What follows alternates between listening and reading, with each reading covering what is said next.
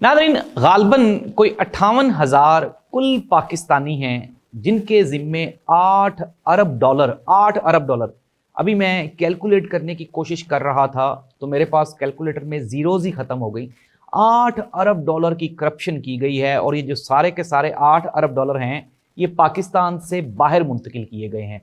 इसमें कोई अप्रोक्सीमेटली 700 के करीब सरकारी अफसरान हैं, जिनमें से हाजिर सर्विस अफसरान कितने हैं और रिटायर्ड सरकारी अफसरान कितने हैं, कौन कौन से डिपार्टमेंट से हैं और इनका नाम क्या क्या है, ये डिटेल्स अभी मैं आपको बताऊंगा प्रोग्राम में आगे चल के। और अप्रोक्सीमेटली कुछ 50 के करीब सियासतदान भी हैं, जिसमें से 8 जो है वो अभी भी असेंबली का हिस्सा हैं। ये 8 सियासतदान जिन्होंने 8 अरब डॉलर की करप्शन की है, ये कौन है नाज़रीन? पाकिस्तान 7 अरब डॉलर लेने के लिए IMF के पास अपना पूरे का पूरा मुल्क गिरवी रखने को तैयार है, लेकिन 8 अरब डॉलर की करप्शन हुई है।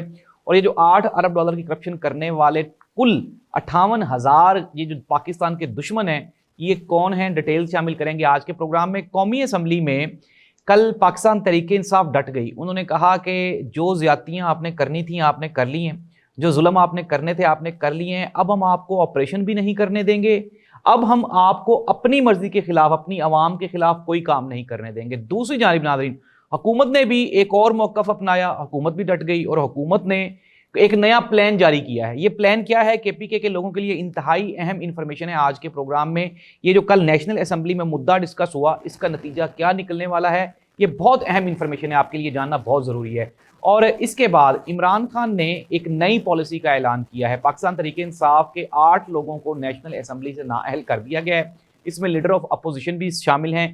पाकिस्तान तहरीक इंसाफ, ये जो नाअहलियाँ हुई, ये जो उनके खिलाफ सारे केसेस बने, सजाएं हुई, इनको लेके इमरान खान अब आगे क्या करना चाहते हैं, ये एक बहुत बड़ा सरप्राइज है। नाज़रीन, ये तीनों खबरों की डिटेल शामिल करेंगे आज के प्रोग्राम में। मैं हूं जाहिद अब्बास नकवी, आप देख रहे हैं हमारा सोशल मीडिया चैनल। आपसे रिक्वेस्ट है कि हमें सब्सक्राइब करें और अपने कमेंट से ज़रूर आगाह करें। डिटेल शामिल करते हैं आज के प्रोग्राम में।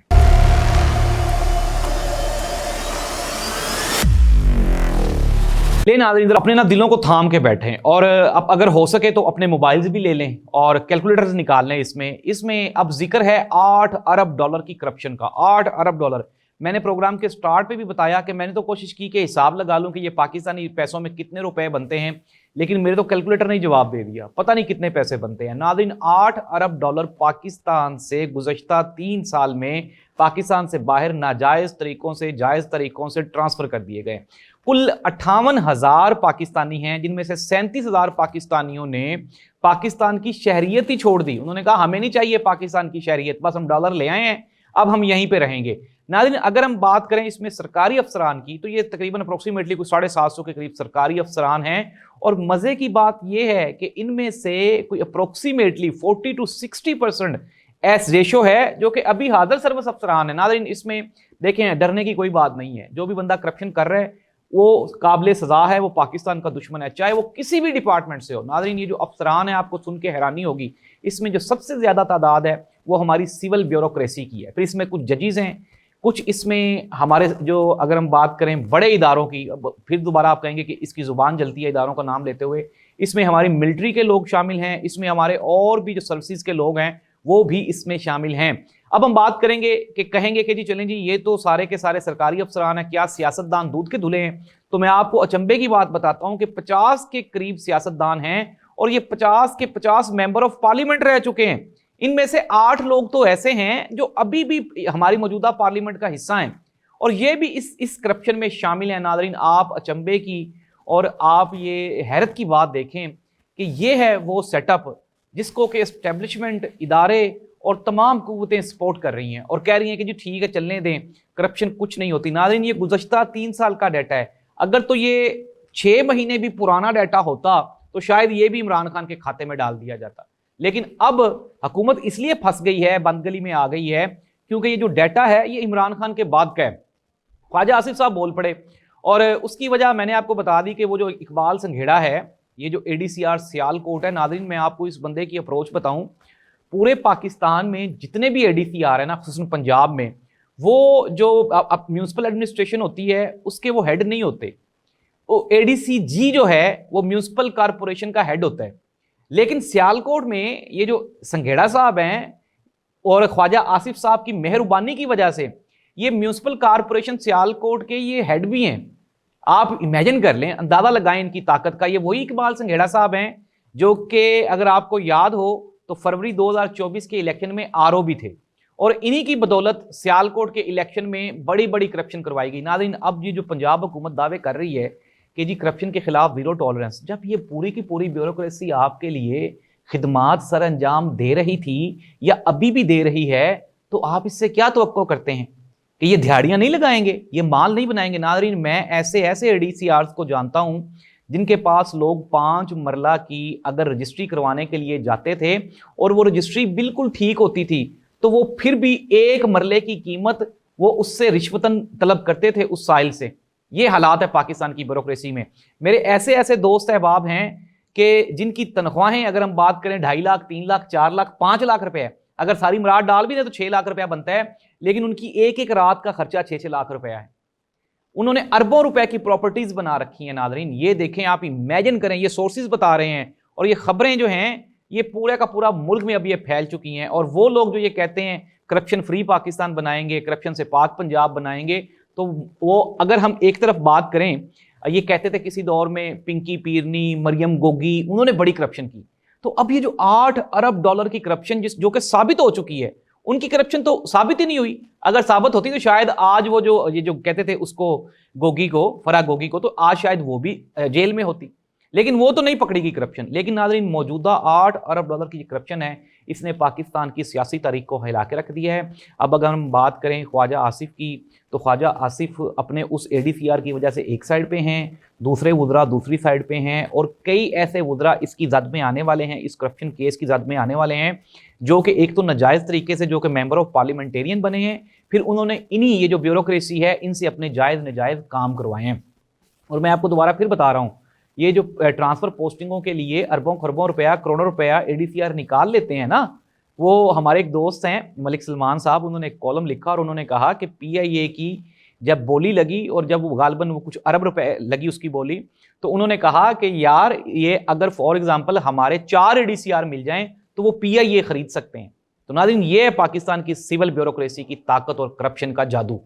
अब हम आ जाते हैं कि सिविल ब्यूरोक्रेसी ही नहीं, इसमें तमाम इदारों के लोग शामिल हैं, इसमें जजेस भी हैं, अदलिया से भी लोग हैं, इसमें मिलिट्री के भी लोग हैं, और ये वही लोग हैं जो पाकिस्तान के दोस्त नहीं हो सकते। Let's see that. हुकूमत के लिए अब चैलेंज है, शहबाज शरीफ हुकूमत के लिए अब चैलेंज है कि अब इन लोगों को कानून के दायरा कार में लाएं और ला के फिर इनसे निकलवाएं। नाज़रीन, आपको याद होगा इमरान खान के दौर में भी बड़े बड़े ब्यूरोक्रेट्स जो कि आज हुकूमत का हिस्सा हैं, वो भी पकड़े गए थे, लेकिन आज वो हुकूमत का हिस्सा हैं, क्योंकि इन ब्यूरोक्रेट्स को पता होता है कि अगर मैं इन सियासतदानों के लिए कुर्बानियां दूंगा तो कल ये मुझे कहीं ना कहीं अकोमोडेट भी कर लेंगे। यही वो चीज़ है, यही वो सोच है जो पाकिस्तान की जड़ों में बैठ गई है, खोखला कर दिया है। हम लोग रो रो के पीट पीट के थक गए हैं कि यार करप्शन बहुत बड़ा नासूर है, लेकिन हुकूमत कहती है जी करप्शन से तो कुछ नहीं होता। पीएमएलएन का तो बयानिया ही यही है, वो कहते हैं करप्शन कुछ भी नहीं कहती।